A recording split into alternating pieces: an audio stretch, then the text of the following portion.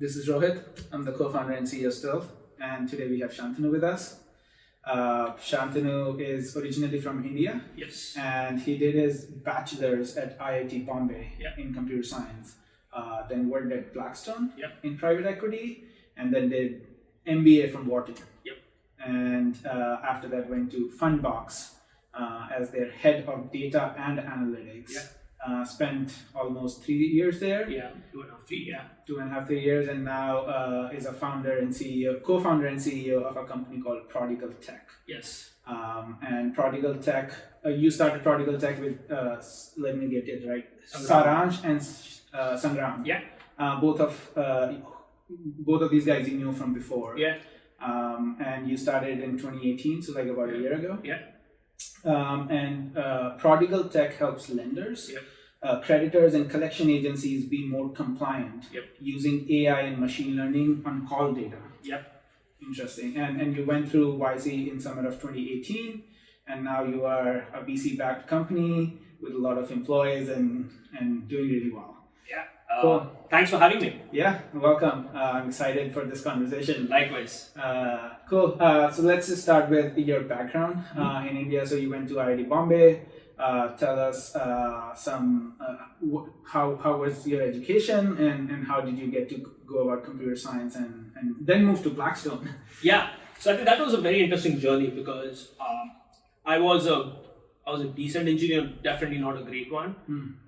I could write code to save my life, but coding even back in 2006, 2007 was very different from. So you graduated in 2000 No, I graduated in 2009. 2009. But basically, starting out in 2004 to 2009, when I kind of went through the whole thing, Python was not a thing. A lot of the coding was like C++, Java, and even Java was not how people think of like Android development today. Right. One big change from then is the importance of like user experience and design. And growing up, I just like happened to go through some of my old project work, and it's shockingly terrible. To say the least. Because like no one growing up, we did not really pay all that much attention during IIT to user experience and design. Right. And while that is one of the things we are really prioritizing right now. Right. So for me, I think life has come a full circle from moving away from computer science into deep finance, and now kind of bringing it back into technology and leading a very tech-heavy product. Right. And IIT Bombay is like super computer science heavy, like really hard curriculum. Yes. And there was no cloud at the time. So what was that experience like? Very challenging to say the least. I think a lot of our coursework was not even like front-end applications, like a lot of like compilers, OS, which is very critical to understand how the world is set up right now.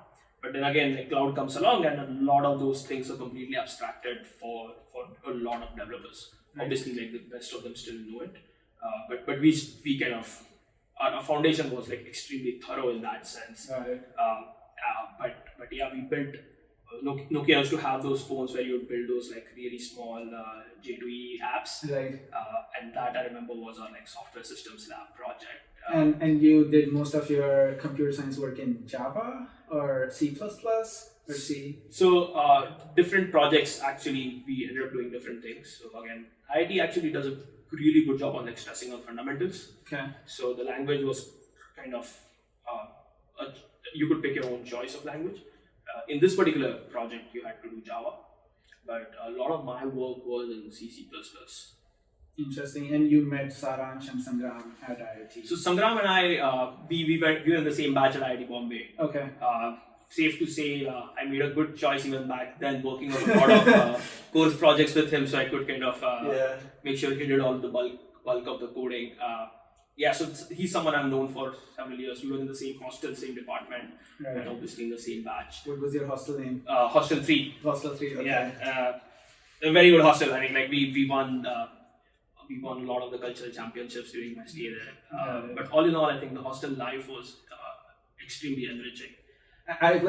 For people who don't know, I think IIT has like hostel rivalry. Yes. They try to induce this so people try to compete more and try to do more things. I think there is a very, very healthy but a very severe hostel rivalry, and a lot of the do your own culture, do it yourself culture kind of comes from that hostel rivalry. So back again when I started IIT 2004, neon flexes and everything were not a thing. So we really like actually painted our own posters for our hostel performances and stuff. Interesting. Which meant going to Grant Road or like Crawford Market, which is an area in Mumbai where you can buy like cloth in bulk. Got it. And making posters, buying paint, and then designing those things. Right. But essentially, a lot of people just get that is their first do-it-yourself experience, Right. And obviously that holds in that holds you in really good stead when you're like starting out. Yeah, like you have to do everything. Everything on your own, yourself. You do teamwork, And you're cutting costs. You're just finding like the cheapest deal in the market. But more than that, I think you're willing to create something from nothing. Right. So we used to have a funny experience. We used to have this thing called HTTP, which was Hostel 3 Time Pass. It was a fest, but essentially for that fest, we would essentially like steal bamboos from a construction site, like Interesting. tear them apart so we could kind of put together some bundles, and I think just like get the show on the road.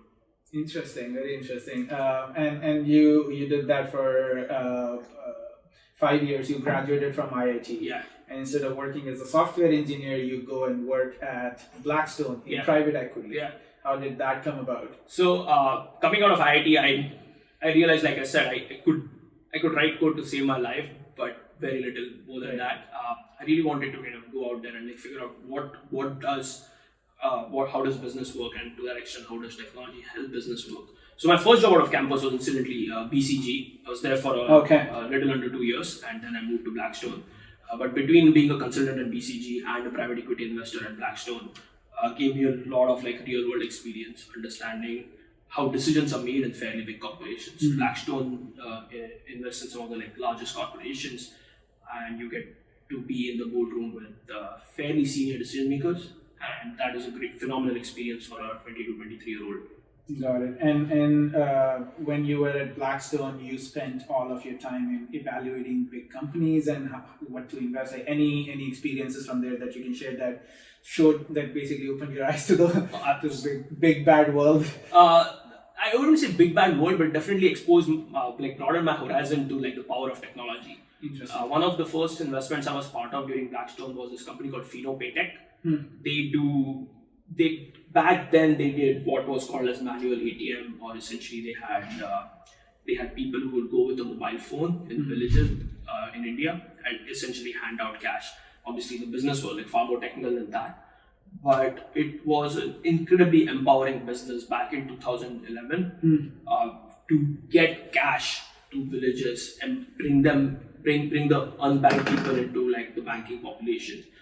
And the kind of growth had during my time at Blackstone when I was associated with that company was just phenomenal. The kind of response people had to that technology, to the product, really was eye-opening when they took a fairly simple concept, went into the real world with it, and they saw like explosive growth. Fino is now a much more mature bank in India, but that was a really powerful inside view on how technology can affect the lives of like common people. Got it. And so you at IIT you're learning a different set of skills, and now you're like in a completely different environment. Yeah, it's I mean it was a hard learning experience to say the least. The first year or so in BCG and then again in Blackstone was an extremely steep experience. You get I would get knocked down by like people for right reasons very often, and I'll give you like the biggest example was like you would put in a lot of detail into like slides that you're presenting to the class, and a project leader would basically like tear them apart at like 11 p.m. at night, and ask you to redo them. For a presentation tomorrow morning. And that was an incredibly humbling experience because you kind of like leave IIT on a high, you think you're like on the top of the world. Right. And not just that, you also have done all the analysis and you think you know the business, you know you have the answer, but your slides don't convey it. And this has happened to me like so many times that I kind of, it is shameful almost that I wasn't learning fast enough. Right. But the 3-4 times I wasn't like a great performer at BCG, but essentially like I like kind of like improved my rating consistently through my stay at BCG and then again at Blackstone. Where you realize that your answer is important, but it's also very important that the user understands what you're saying. Right. And again, it's a lesson that is very, very relevant in the startup context, right? Where you might have the best algorithm or you might have the best even like product, but if it's not easy to use, if the user doesn't get how he's going to use it, if he doesn't see value from it, it is completely immaterial. Yeah. So especially in fintech. Yes, absolutely. Yeah. I think the regulations are pretty tough. The regulations are pretty tough.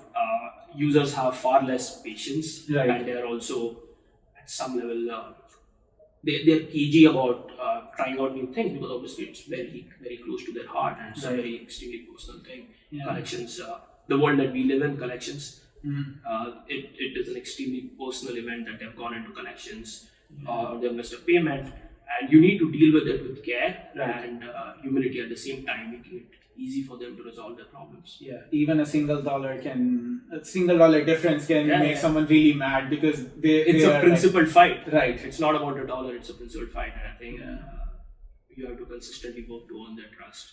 Yeah, no, that's awesome. So you graduated from IIT. Yeah. You went to BCG, then Blackstone, and then after that you decided to come to Wharton. Yes. Quick question: why didn't you decide to go to like the IIMs, and why did you decide to come to Wharton? A lot of it, incidentally, was like also there's also a personal side to the story. My then girlfriend, now wife, she lived in DC. Okay. Around that time, Okay. so it was either her moving to India or like me figuring out a way to be closer to her. We were already at that point in a long distance relationship for like close to 5 years. Oh, that's a pretty long time. Yeah, it was, and both of her parents were a little bit like, like one way or the other. There's no like in between anymore. Right. So to that extent, I think the personal decision, like the personal like wanting to be in the same country, if not the same city, kind of drew part of it. Right. But more than that, I think, so I felt that like I really wanted to gain a very global exposure to where things were moving. This is 2013. Technology trends in India were at that point lagging a little bit compared to US. And things have changed drastically in the last 5-6 years. But back then, I think like the iPhone revolution was like obviously like well in the throes in the US. iPhone was still a very luxury item in India, and Android had just started picking up. Got it. So I think all of those put together, I really wanted to gain more exposure, and that drove the decision to try out a global school. Yeah, and Wharton is in Pennsylvania, which is very close to DC. So Wharton, yeah. So absolutely, I think I was like 2.5 hours away from where my then girlfriend was. Got it. So kind of like you could have gone anywhere, but the personal story led you to Wharton. Yeah. Did you major? So was it general MBA? Did you focus on like finance or some specific? Great question. I had a change of heart through my Wharton as well. I mean, coming into Wharton, I was coming from a very deep investing background, and I hadn't known any other world at that point. So I knew the power of technology, but I always thought I would be an investor in technology, an investor in emerging companies. Coming into Wharton and like over the summer between my first year and second year, I interned at a fintech lender, and that was an even more eye-opening experience. Which lender did you intern? That was Zest Finance. Zest Finance, yeah. So Zest Finance does AI models. AI models. Back then they did balance sheet lending as well. Okay. So I split the summer between a hedge fund and Zest Finance. So I kind of like tried both the worlds. I loved both the worlds, but the whole working at Zest was so eye-opening that I really wanted to dig deeper into it. And even though my first year was more like, let me say 80% investing, 20% technology, it completely like flipped on its head in the second year where I did 80% technology, 20% investing. And that was like a sea change. So to answer your original question, I did graduate, I did a double major. In one is entrepreneurial management and then second one was in finance. Cool. So you decided to sort of do technology, but what kind of subjects did you switch from that you were doing earlier? So in the first year, I ended up doing a lot of like derivatives, which is like financial derivatives, option pricing and stuff like that. Right. Still very statistical. but the same thing got a different flavor in the second year when I was doing a lot of like automated marketing, spend planning, and things like that. We also did a startup in our second year actually. It didn't go much. It didn't go anywhere. But Sangram and I worked together on a startup that did like social betting around the cricket 2015 World Cup. It was not for money. There was no money involved, but it was more for like social bragging rights. Right. So you did it on the side. As you were. What was Sangram doing during that time? So Sangram graduated IIT Bombay. Then since then, right till he joined us, he was at a hedge fund called Tower Research Capital, where he was a quant. So he was writing code and making money. But he was in New York while I was in Philly, so that's kind of pretty close by, and we would essentially work the graveyard shift nights and weekends to build this like social sports betting kind of app. Right. And how did you come about the idea of doing social sports betting? It was a very natural thing because whenever you're meeting with friends, you are always like kind of arguing with each other what do you think the outcome of the match will be. And Sangram, who ended up doing a lot of high frequency trading, saw a very logical extension where we essentially created the financially correct term for that would be like contracts that expire at the end of the match and allowed people to trade on it. But again, I think where we were really trying to push the boundary was how to make the user interface really, really simple. For Sangram, again, coming from a very trading heavy background, he could look at numbers all day and he would know exactly what the numbers were spitting out. Right. But we had to cater to a much more casual audience, who's probably watching a match on TV, they're having a drink or two in their hand, and they still need to enjoy this app. And so we actually just had like two different modes in the app. Like one was like a super user mode and one was like a casual mode. And we spent a lot of time thinking about like user experience and design for this casual mode to make it like appeal to the masses. And this was like you just learned things on your own in terms of design. Like there wasn't any academic training. There was. I did not have any. My wife is a UX engineer by trade. Okay. So again, I dragged her into moonlighting for the but so she would obviously guide us. Right. But beyond that, we were essentially doing a lot of trial and error. Got it. And how long did you do it for before you decided to either quit or were like, this is not going to work? So it started out as a hobby project. So we never really, it wasn't, like all of us were doing it part-time. So to that extent, it always remained a hobby project. We had a ton of very active users during the cricket 2015 World Cup.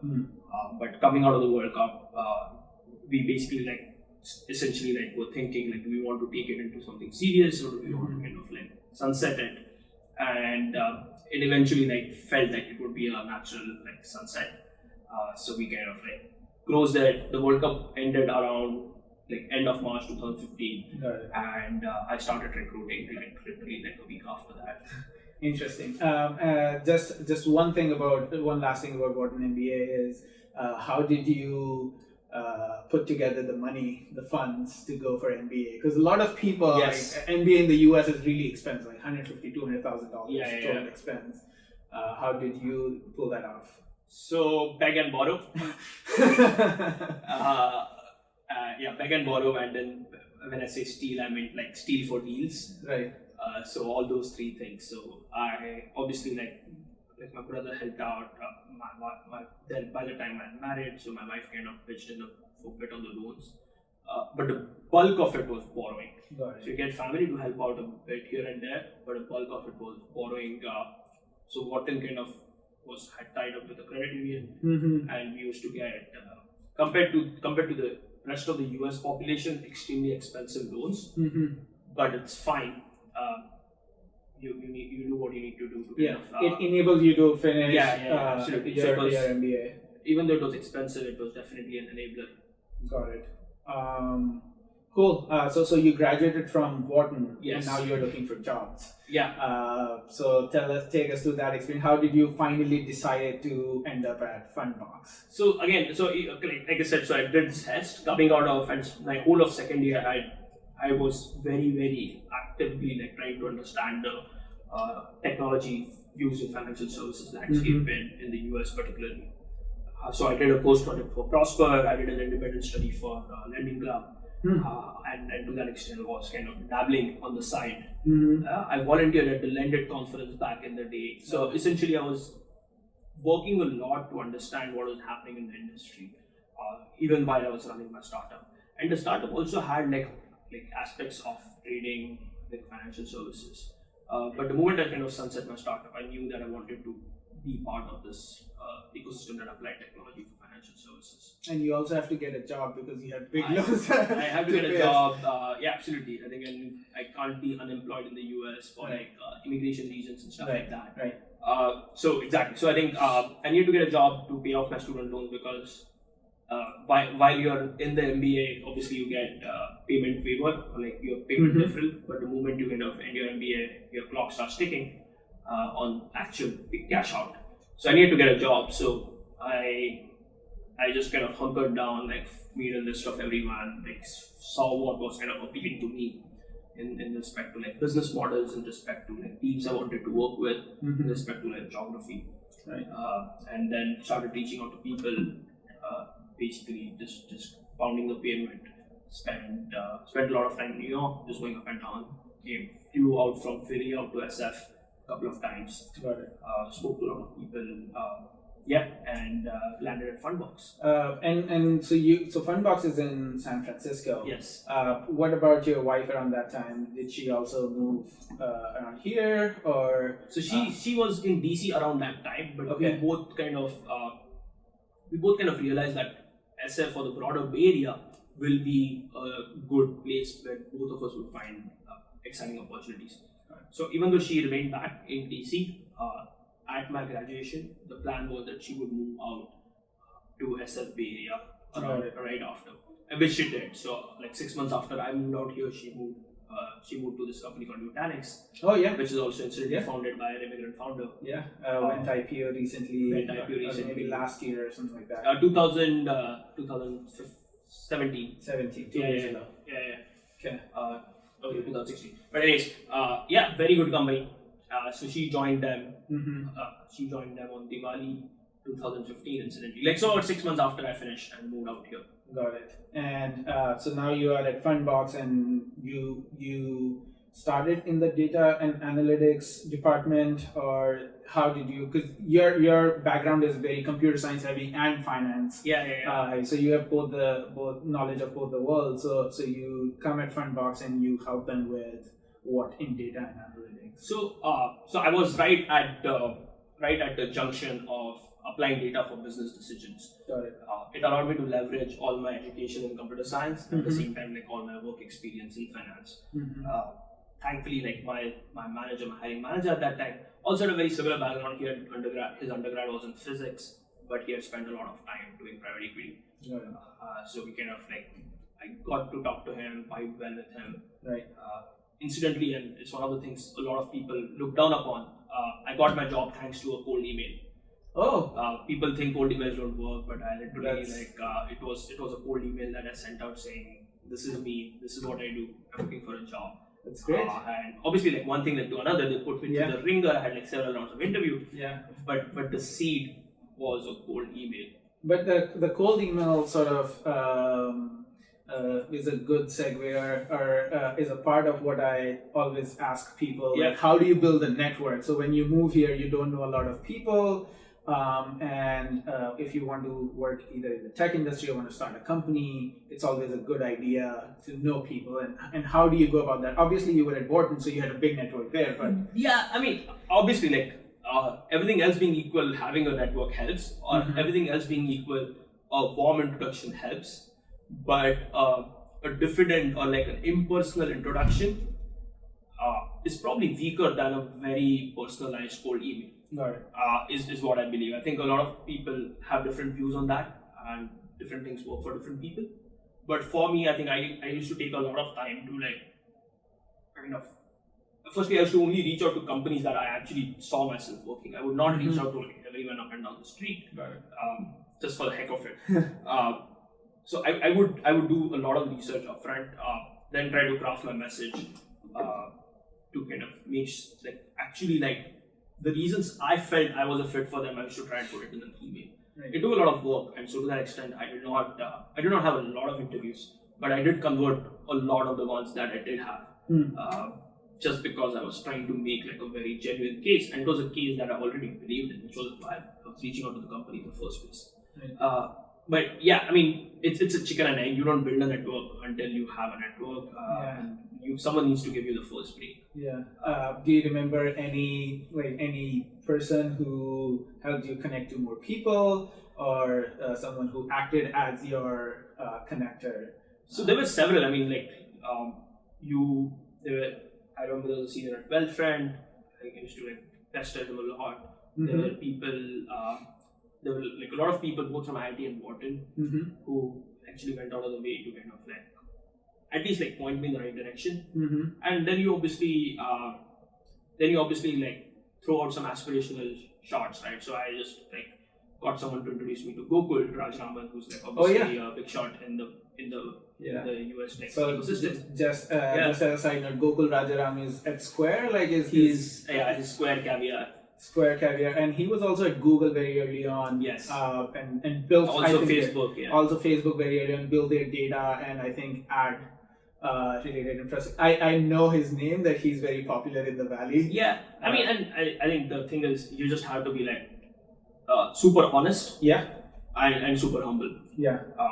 And the thing is, obviously coming off a grad school, just coming out of undergrad, you think the world of yourself. Yeah. And the real world literally doesn't give two hoots about it. Or any amount of theoretical knowledge you pick up in school about the tech industry really doesn't matter on the day-to-day world. But just having that, just being open to learning, just being very open-minded about the fact that you could actually be completely wrong. Right. People will give you the ear, and with cold emails as well as warm emails, you should be realistic about your success rate. Yeah. Probably. No, I mean, I get that. I mean, I'm really happy if 1 in 4 of my cold emails reply. Got it. I'm not saying you should spam anyone, but if you get 1 in 4 to reply, you should be happy with it. While people feel offended that 3 in 4 did not reply. Got it. And also people, I think unless you do it, you don't realize that people are willing to help. Totally. If they think that you are honest about your approach and they think they can help you. Yeah. A lot of times you think they can help, but they actually can't. Yeah. So they either don't reply or just say no upfront, and that actually saves you and your and their time. It's like any sales funnel, and you have to qualify your leads. Yeah. so now you are in B2B SaaS. So you're just using all the terms, but that's actually very true, and that's what I found too. I've also done a lot of cold emails that have worked out, a lot of LinkedIn messages that have worked out for me, and there are people in various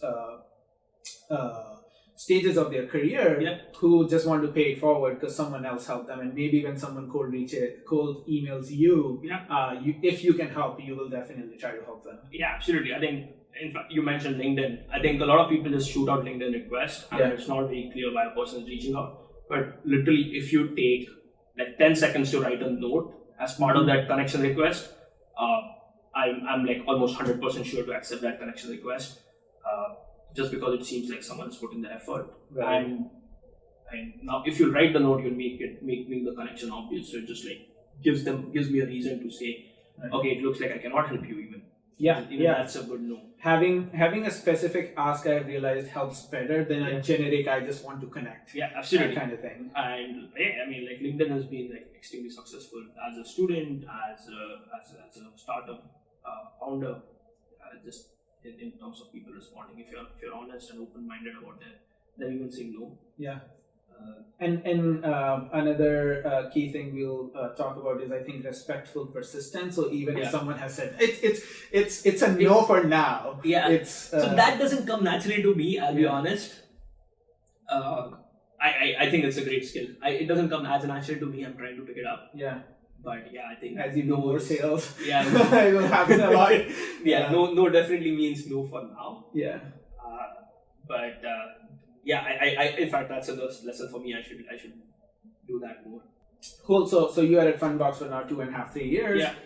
So how did the idea for Prodigal come about? So, great question. I mean, while at Fundbox, I was thankfully privy to a lot of what the new kinds of vendors that were coming up. Fundbox was a balance sheet lender, so a lot of people came to Fundbox and pitched really compelling solutions. And one of the big areas that I saw that was missing was servicing and collections, and that got me thinking. Fintech or like innovation, applying technology towards lending, happened in waves. The first wave was 2009 to 13, where a lot of lenders innovated on origination. They went ahead with like Facebook ads, they did referral campaigns, where they were acquiring different user classes, or they were acquiring users differently.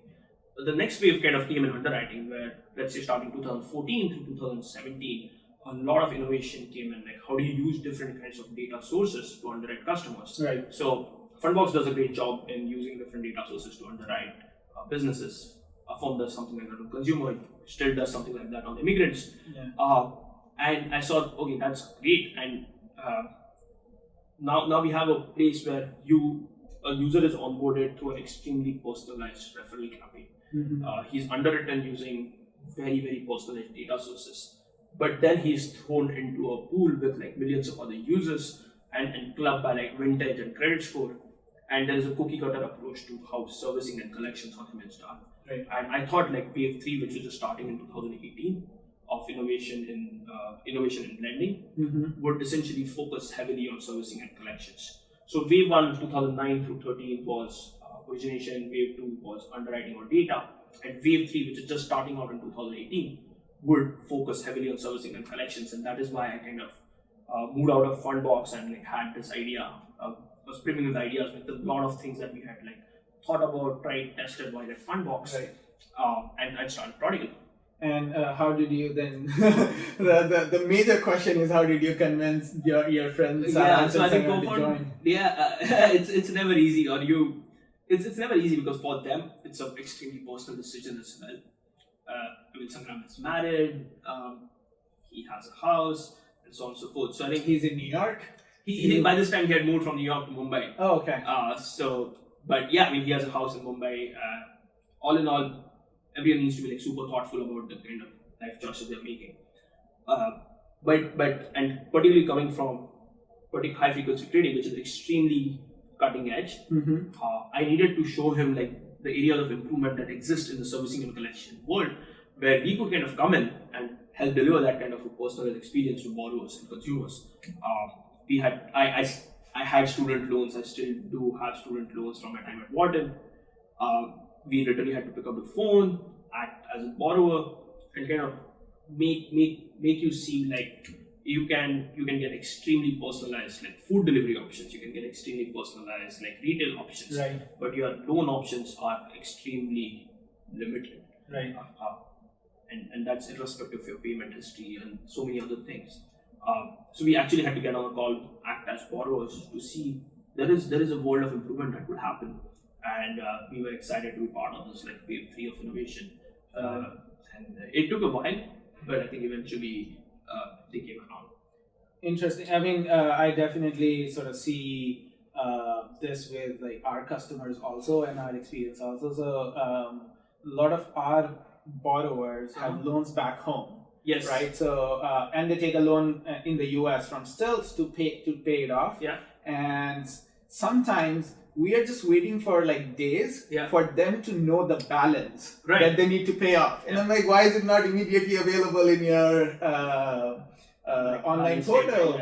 And they're like, oh, we don't have an online portal. We have to call them, we have to request, and then they send something, and all these things just make me think like this is so like 1950s the way industry is operating, and that's India. So in the US people expect even faster. Expect, I mean, user expectations are sky high, and it's only natural, right? I mean, the kind of consumerization of technology that had happened across the board. People obviously have different standards, and you'll continue to get your loan statement in snail mail. I think there's some regulations. I mean, some of those things will never go away completely, But I think at the same time, users definitely expect a more personalized experience when they are when they get a call from a collection agency, or when they even are calling in. They expect that. If Spotify knows your playlist preference, they expect that your collection agency will at least know the payments you have made. They will treat you. They will treat you in conjunction with the kind of relationship you have with the bank. And be respectful of it, and the kind of obviously future potential opportunity that you could present from that relationship. However, that a lot of the players are unable to offer that kind of a very personalized approach just yet. And also people are in a difficult spot because loans go into collection, or any credit credit cards or whatever it is, go into collections only if someone's not able to pay and is in a difficult situation in life. And if you hammer them even more and get mad at them and not offer them easier options to pay in a manner that they want to pay, it becomes difficult for those people, and you may lose them as customers forever. And you should never hit a person that is down. The person will remember it for a long time. One of the biggest misconceptions people have is borrowers don't want to pay, or it's not like people don't pay because they don't want to pay. It's like there's some local change in their life situation. Either it's local in time, they have a temporary loss in job, or there is a local weather event even. That might mean that they actually are unable to meet the terms previously agreed upon.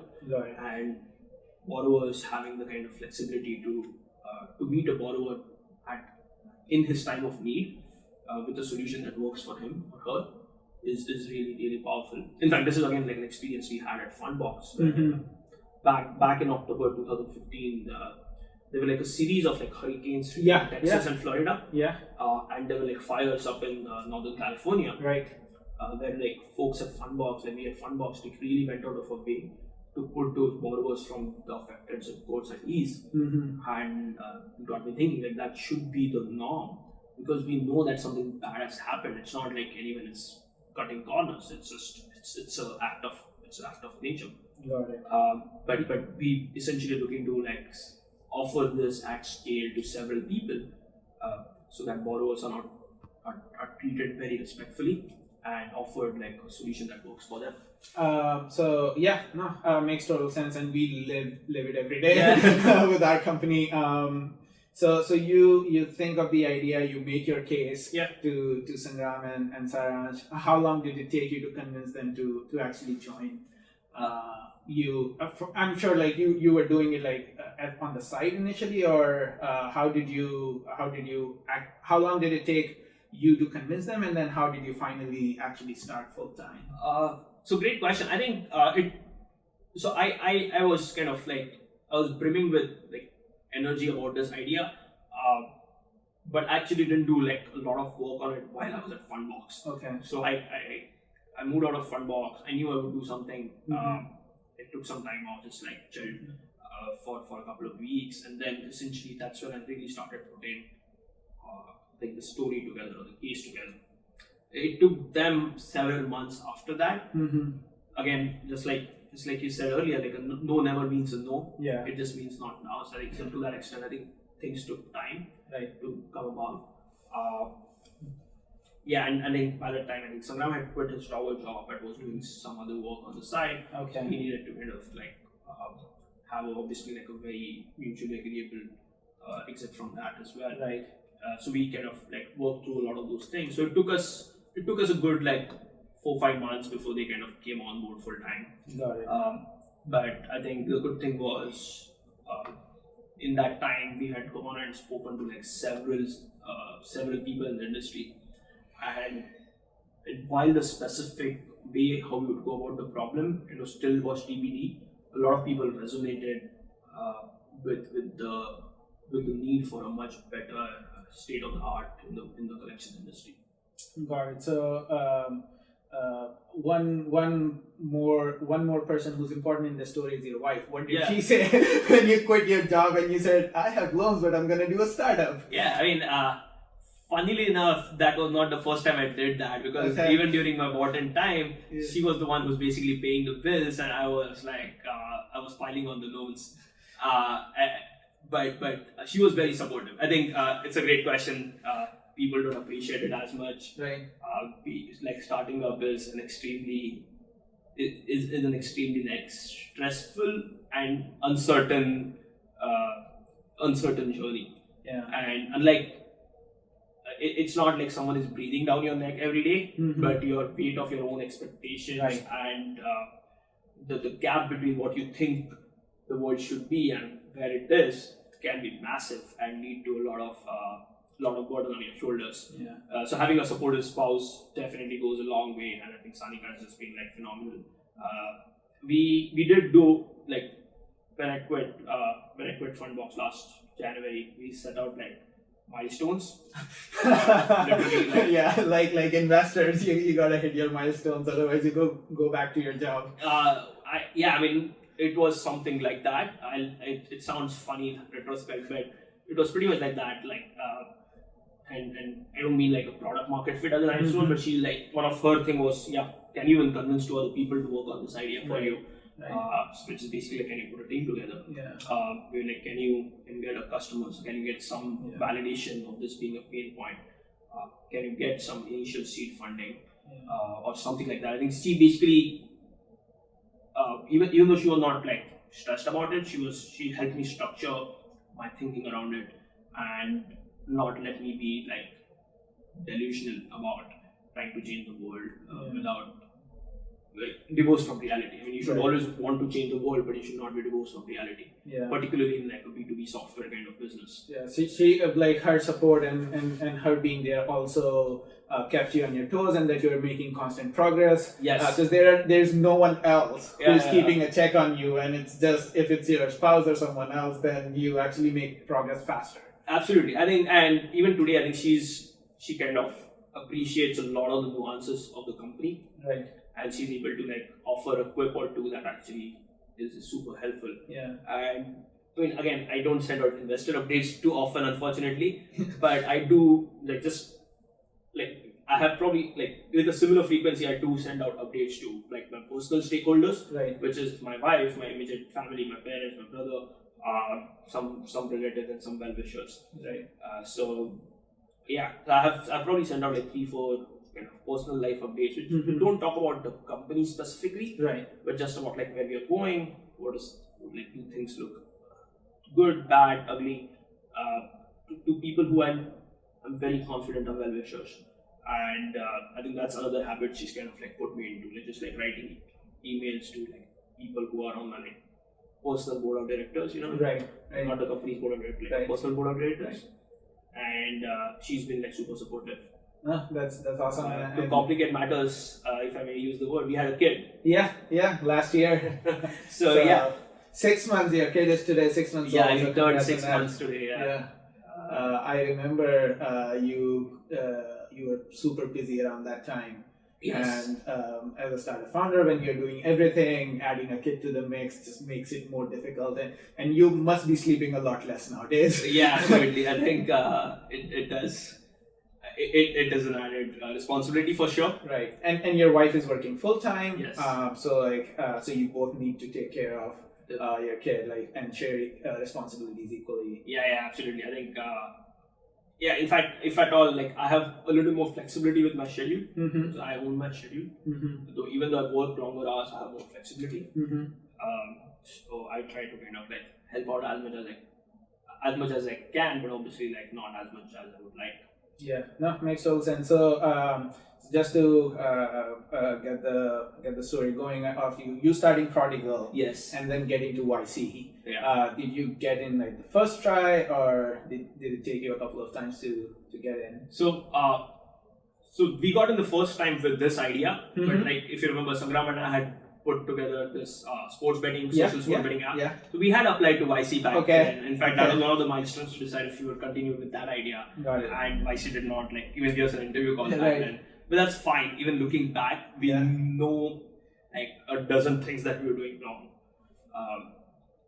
back when we applied. So this is my second time applying to YC, but the first time with this idea on this company. Right. And by that time, Sangram and Saransh were already on board, and and they is Saransh in India or in the US? Saransh is currently in India, yeah. Okay. So is Sangram. Okay, and they both flew for the interview here. That's right. Anything that you remember from that time, from getting that interview email to preparing for interview? How did you go about that? So we basically we had our interview was on Monday afternoon. Mm-hmm. So I think all of them kind of came in a couple of days before. Okay. And literally for the last couple of days we were like locked in the room, throwing a lot of questions at each other. For one, it helped us clarify our thinking, and then obviously helped us prepare for the interview. Right. We are not really focused. We are focused on the big picture items, including what pain point are we really solving? Who in the lending ecosystem are we really looking to help out? Whose KPI are looking? So we are really brainstorming about the business, not really looking to answer questions from the PG bot or something. Right. Oh, I didn't know. Yeah. The PG bot. Okay. But yes, so jokes aside, so we did that for a greater part of a day, and then we essentially went into the interview thinking, we were very positive that this pain point needed to be solved. We were completely in alignment about that. Whether we get into YC or not is anyone's guess. Right. I mean, you generally a good idea is to not think that you won't get in because your idea is either too small or you're too early or something like that. Generally, I think YC, based on my experience, looks more at the founders. Themselves. So, and I think by then, this is May of 2018. Again, I was kind of boarding these people with a lot of information for several weeks, right? Several months actually. So I had a lot of conviction in my head. I had a unstructured but a fair idea of what is it that we're going after. I couldn't draw it on paper, but I had a very strong internal feeling and had kind of tried to diffuse it to the rest of the team as well. Right. Do you remember who interviewed you? Yeah, Aaron, Nadora, and Yuri. Okay. Aaron was also a part of our interview, so that was fun. Cool. So you did the interview. You went through YC. Anything that you remember during your time there? How being in YC either helped or changed what you were doing? Because there's a very strong focus on growth. There. So I think for sure, I think YC pushed us to do things that would have deprioritized. I mean, YC has this mantra: make something people want. Had we not gone to YC, left to ourselves, we would have just kept on focusing on the make something, not really double clicked on the what people want. Right. So during our time at YC, despite all the heavy focus on growth, we were not looking to take any shortcut, but we really wanted to understand what people want. Right. And that again meant that we went in a couple of wrong directions. We got knocked down, and that's fine. I think firstly, I think it kind of reaffirmed our every time our specific approach failed, it kind of only reaffirmed our conviction in the broader general problem. Right. And that was a great learning experience. It also gave us a great opportunity to work with each other, at very close quarters. And then as we kind of got sharper in our focus, we did kind of get a lot of customers trying out kind of parts of our product, if not the whole product, because it's the proverbial Reid Hoffman thing. You start with building an airplane while it's crashing. Right. We were kind of doing that, but again, doing that was helpful because we were putting out some product in front of customers. We're getting feedback on it. We're trying to iterate on it. So that definitely compressed a lot of our timelines. What would have otherwise taken maybe 8 months, 9 months, a year, took the 3 months of YC. Right. No, that's awesome, and you get through the idea maze. Yes. Quote unquote idea maze to get to the right things faster. Absolutely, I think. And sorry, you were saying? No, I think that's exactly what I meant. We tried several things. We got slapped around, we got knocked down, but every time we hit a dead end. Right. You know what's not going to work, and what's not going to work. Get to the right direction faster. Yes. I think collections again for for historical and very correct reasons, it's an extremely regulated space, or like lending in general is a very regulated space. So which means that you cannot dream up of an idea and then expect acceptance. Right. You have to be like open-minded about like the state of the industry, Yes. and work with the people in the industry. Right? Yeah. So you come out of YC, you raise money, and now you have a team. Yeah, we have a team both in India. So Sangram is in India and in SF, and we also work with like advisors and contractors who are even distributed. Got it. And how do you, like, all three of you divide the work? So Sangram and Saransh are in India, and you're in the US. So I'm assuming you handle most of the customer. I do. Yeah, exactly. I think I do a lot of sales. I do a lot of sales. Sangram does like engineering end to end. We've since hired a couple of people to help on engineering, and then Saransh kind of does like marketing and customer support, and then one senior person kind of advises on product. So I think that's like the current setup. But yeah, when working across time zones is tough. Right. Thankfully, my time at Fundbox prepared me for it, because Fundbox also has a team in Tel Aviv, Israel. Right. But it doesn't make it any easy. Yeah, and the time difference is day and night. In India, it's like 12.5 hours. It is 12.5 right now. So I end up going to the office at like 6 a.m. in the morning. Basically, I think of it as like I work New York hours. Yeah. A lot of our customers are on the East Coast as well. Okay. So I work 9 a.m. EST, which is 6 a.m. Pacific, till wherever work gets me. Right. It also gives me a good overlap with the India team. Got it. And so Saransh does technology, and you are you traveling a lot for customers? And how do you sort of balance it with having a kid and like waking up early? Oh yeah. So again, knock on wood, but I think the kid has been a delight so far. Okay. It's also very relaxing. So I would recommend it to you. That's not what we're talking about here. We're trying to understand how you work with. Yeah, but jokes apart, I think I do travel a lot. Right. My mom is visiting us for a couple of months. Yeah. So that's some support for my wife. After that, we put the kid in daycare.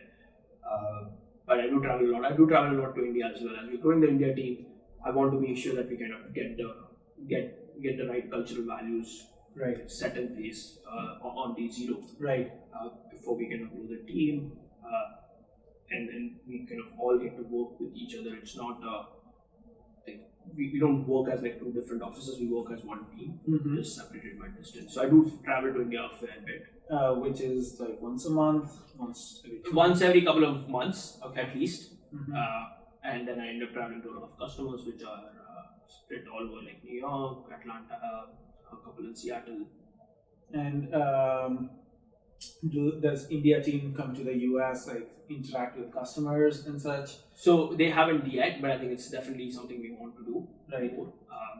Again, B2B enterprise sales affords opportunity to kind of work with customers. A lot of our customers are actually like very strong promoters of our product.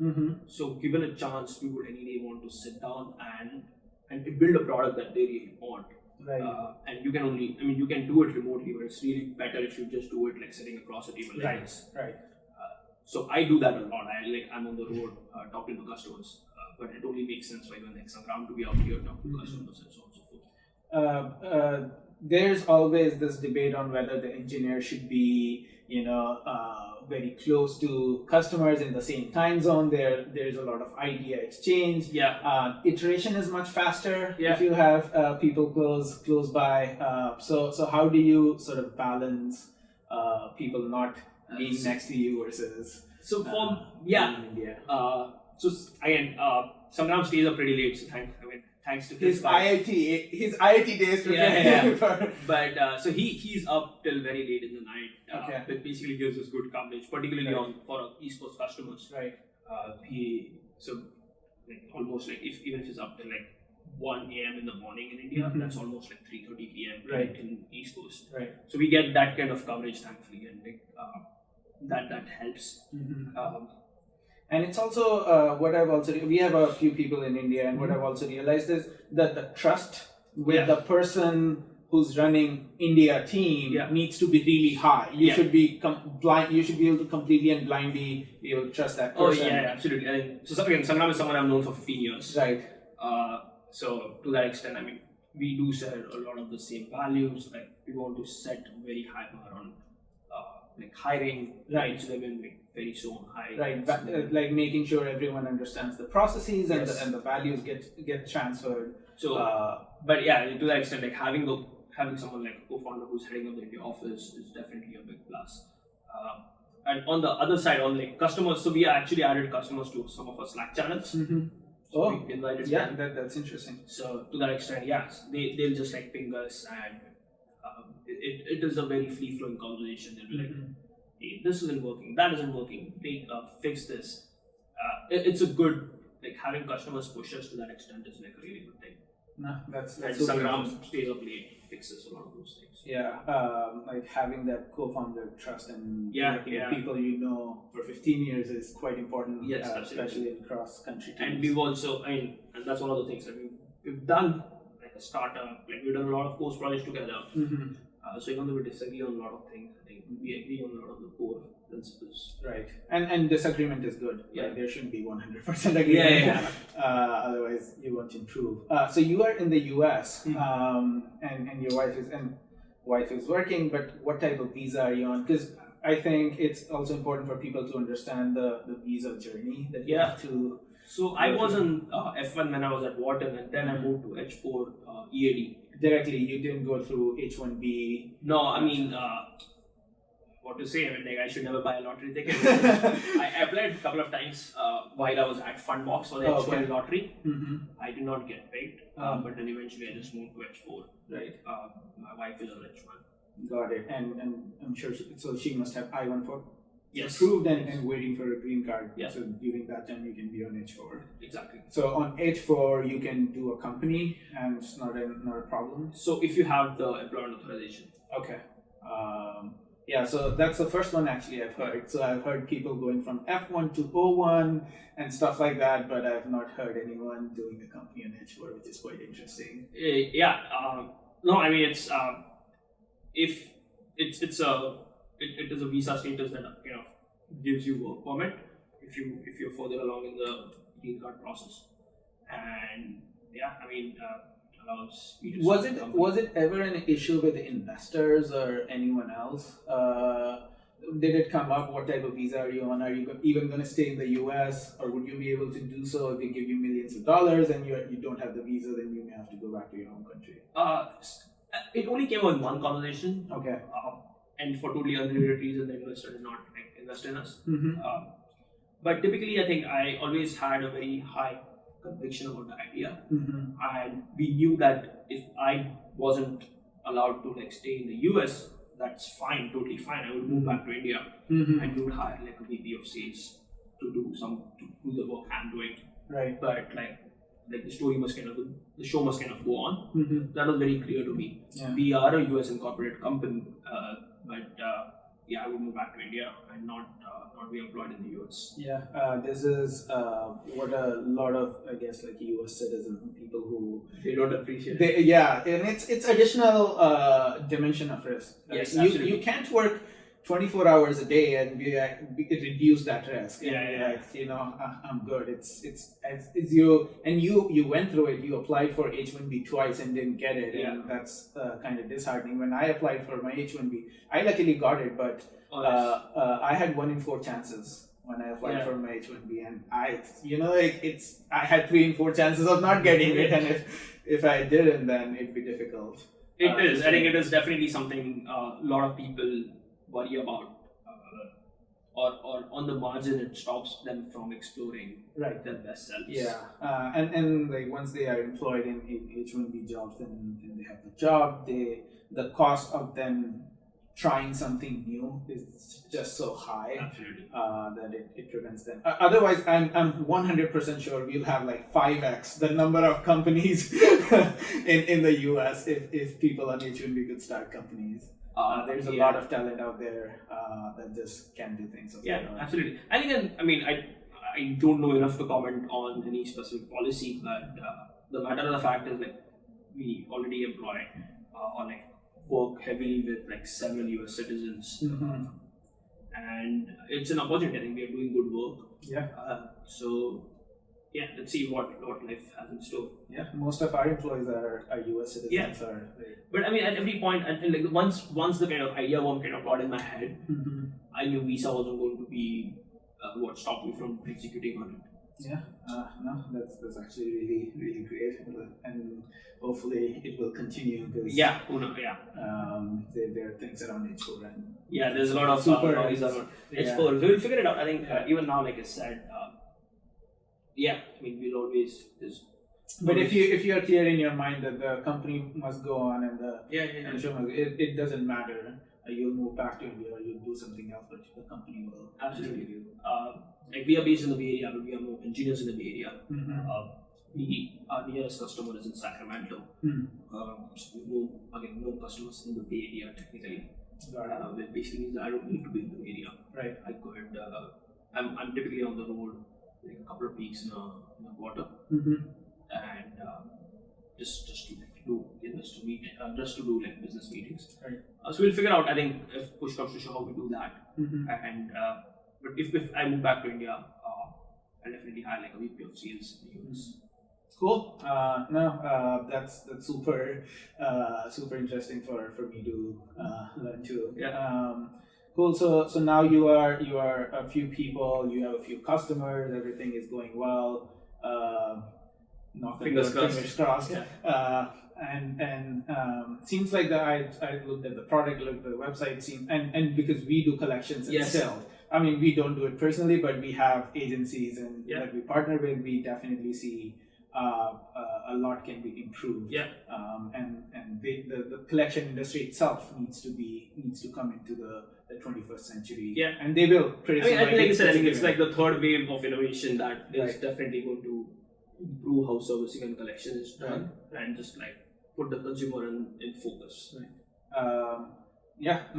Absolutely agree. Is there so now that you have like gone through your bachelor's at IIT to MBA at Wharton to like doing the startup and doing all these things, like any key pieces of advice, things that you learned over this long and arduous journey of being a CEO and co-founder of a US-based startup that you can share with immigrants? Absolutely. I think more generally, it's not a immigrant-specific thing, but it seems to be a lesson I don't learn enough. Like when I was at BCG, as a consultant at BCG, my clients did not care what my undergraduate degree was. Right. When I was looking for jobs after Wharton, most companies did not care that I went to Wharton. They really wanted to know what I could deliver on the ground. And by extension, I think like going into customer meetings, you think that like I have this like brilliant ideas and customers should care for it, and like reality is that they don't unless it's very clear to them what it does for them. So it is a lesson that kind of keeps coming back to me in like different shapes and forms, and something I really I guess failed to learn, but it is an extremely important lesson and not an easy one to learn. So that's something that I have tried to push myself out of my comfort zone. Like forget what I'm offering, but like listen really, really hard to what the needs are from across the table. No, that's super interesting. We try to push our ideas onto customers rather than listening to what their needs are and then building the product in that. And then pulling that thread essentially. If a customer tells you about a problem, then the immediate reaction should be to how can I solve this problem? Absolutely. No, that's super awesome, and thanks for spending so much time with us from your busy schedule. I know you have to go back home and you have calls and deal with the India team. So I really appreciate you coming and talking to us. Thanks for having me. It was lovely chatting with you. Great. Thank you. Thanks a lot. Bye.